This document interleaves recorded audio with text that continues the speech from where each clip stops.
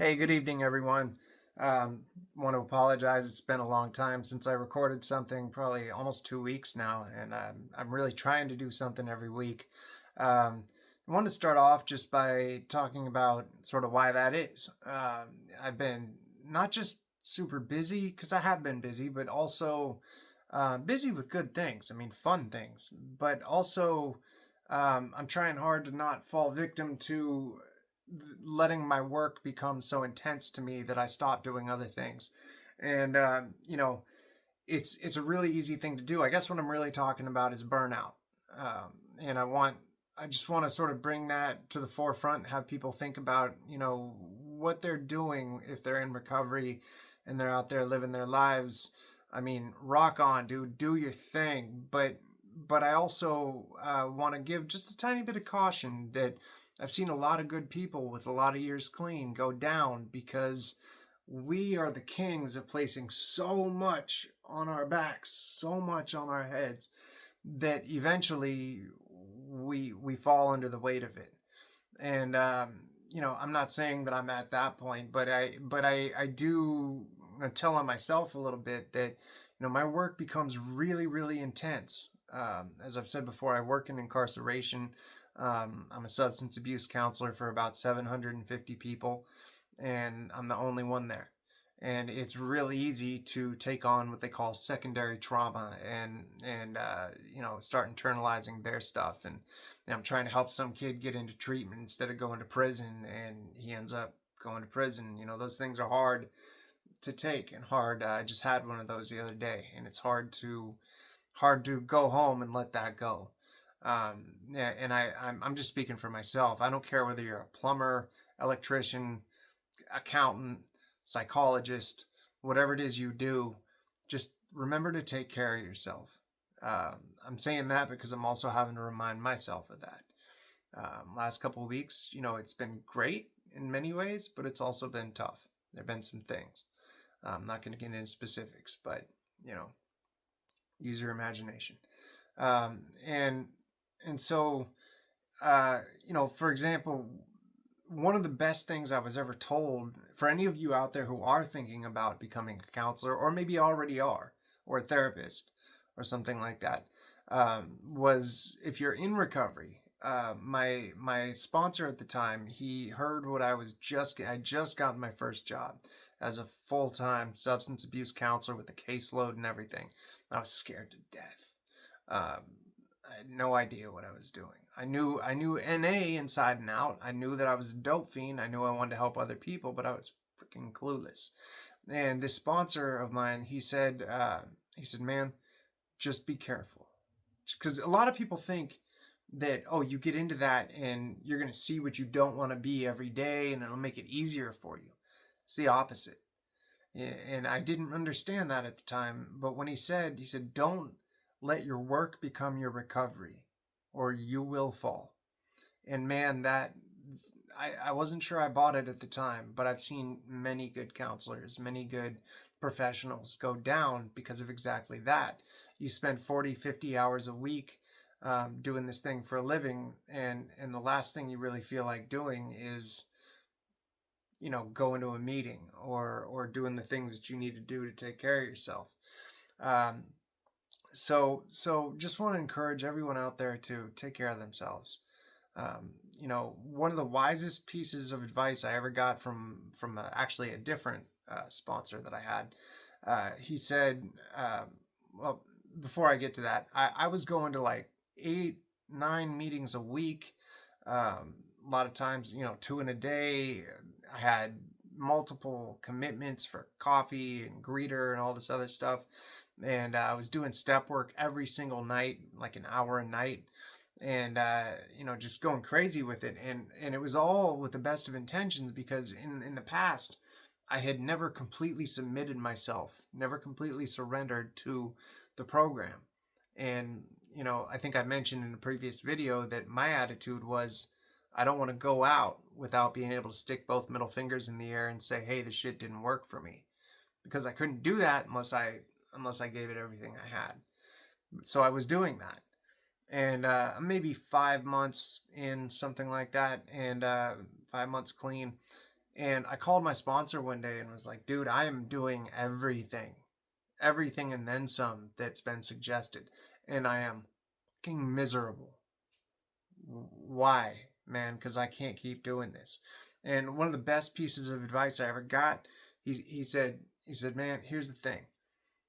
I want you to cut back to like 3 meetings a week. I want you to cut back 2 of your commitments. Um, you're only allowed to do step work once a week for an hour. You pick the day. I want you to keep calling me every day, but the only thing I want to hear from you is what did you do today to make yourself smile, to make yourself happy? Big or small.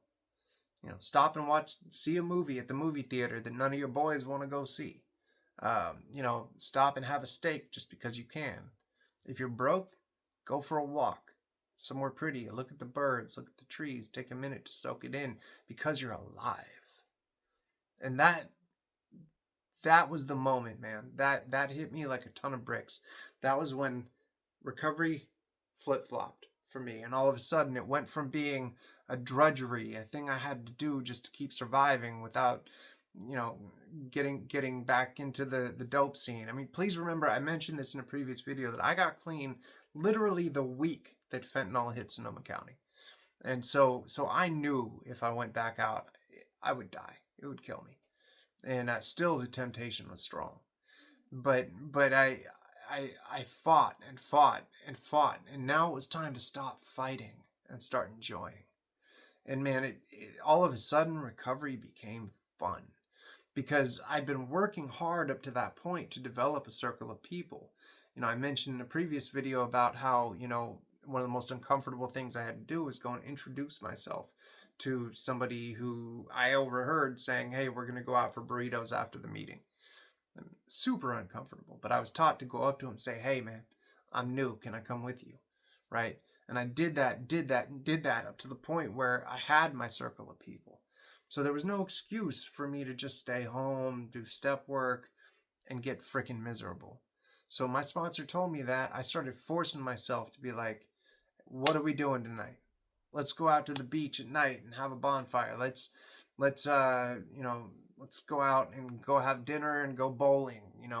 I started going out and doing that, and all of a sudden I started having fun. I'm not advocating having relationships in early recovery, but I met a beautiful woman, and we had a intense relationship. Both of us are in recovery though. Neither one of us relapsed when we split up, so it is possible.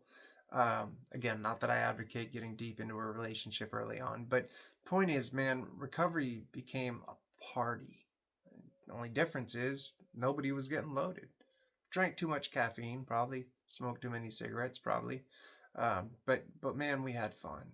And I've told stories in a previous video too about some of the nights that we had out there just being goofy. And anybody who met us would have thought we were higher than a kite. And the funniest thing about it is we'd all done more drugs than probably the entire venue we were at combined. But we were clean, just having fun. And anyway, I've gotten a little bit off on a tangent, but my whole thing is just take care of yourself. Normal people can, by normal I mean, not addicts, can stumble along in their life with a job they don't like, really, don't hate, but don't like, a family maybe that, they're not that connected to, and be kind of mildly unhappy, but they can do that and stumble along to the very end. And while extremely sad, never hurt anybody. Nothing terrible comes of it. Now you take a dope fiend, you take an alcoholic, and you put them in that same scenario. If they don't do something to fix that, if they don't find a way to develop peace with their life and general contentedness, eventually what'll happen is the instinct center of the brain will kick back in and say, I have a solution for you. And they'll send you back to your favorite solution of choice, even if you know it hasn't worked for a long time. Doesn't actually matter. Eventually you'll get there. So what I'm saying is, and when that happens to us, unlike the person I just described, who goes on to the end, never really hurts anybody, we burn the fucking world to the ground. and anybody who cares about us gets burnt down with it. Like to tell ourselves it's only going to hurt me, but we all know that's seldom how it works. So that's why it's so important for us, and it sounds selfish, but for us more than other people, to have a sense of peace, contentedness with our life. Not talking constant euphoria, that's what we sought in drugs, but to find ability to be at peace with ourselves. One of my things when I ask my group members in my class that I run about what's a trigger, and some of them mention boredom, I'll often pick on that word and say boredom is not a real word. It's a fake word in terms of the definition. Boredom, what it really means is I'm uncomfortable in my own skin being still, right? You take somebody who's content, at peace, okay with the world, all right with things. They don't get bored. They have a quiet moment of peace. Boredom comes from stagnancy, from lack of moving forward, from I am so uncomfortable just being still that something's got to break. That's boredom. It's that's why I call it a fake word. Anyway, so I'm kind of all over the place today. I hope I'm finishing where I started from, but my message today is to take care of yourself, please. Don't forget that burnout is real, no matter what your realm of employment is, whether it's working in recovery, whether it's being a plumber, being a waiter or waitress, being whatever it is you do. First of all, your work, I hope, is important for you, but it doesn't necessarily have to define you either. You should find ways to make sure that you're at peace, that every night when you get ready to lay down to sleep, you can look up and go, God, universe, whatever it is, thank you. Today was a good day. That's more important than I can possibly explain in words, because that's what's going to make you have long-term recovery. That's going to make you okay. I spend a lot of time when I'm introducing my independent study relapse prevention folks to my program, talking about the fact that I think a lot of treatment centers get a couple things wrong. One of them is hyper-focusing on crisis intervention. Don't get me wrong, that's important. You got to know if you're in craving, if you're in anger, you got to know ways to self-soothe, to calm down, those sorts of things, absolutely. But if that's all you know, you're going to live in crisis. And if you live in crisis long enough, you're going to fail. So we have to find ways to get this long term. It's longevity. We need to be able to be okay with ourselves. So I hope you find that. I really feel that I've found it. Now that doesn't mean occasionally I get lazy.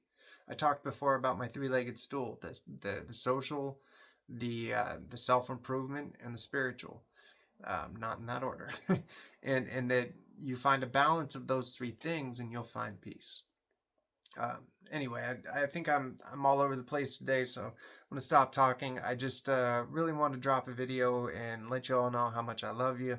If nobody told you they love you today, I love you, and I hope you'll drop a comment and drop a like. Subscribing's awesome.